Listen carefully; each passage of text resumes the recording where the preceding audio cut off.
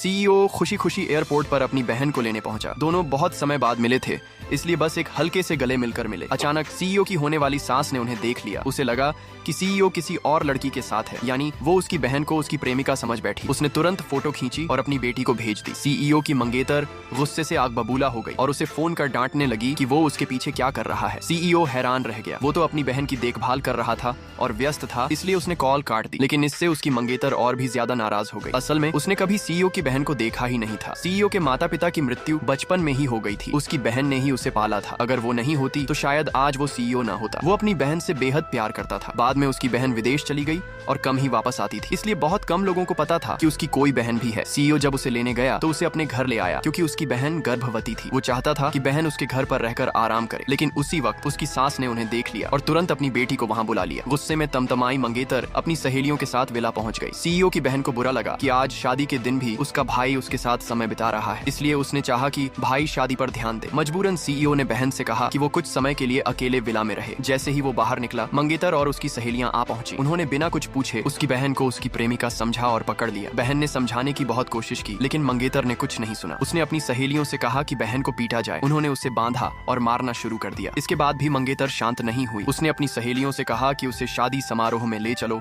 और वहां सबके सामने उसे सीईओ की रखैल घोषित कर दिया। लोगों ने वहां खड़े होकर बातें बनाना शुरू कर दी। मंगेतर के घर वाले भी गुस्से से लाल हो गए। आपको पता है असली साजिश किसने रची थी? पार्ट 2 में खुलेंगे राज, इसलिए कमेंट करें।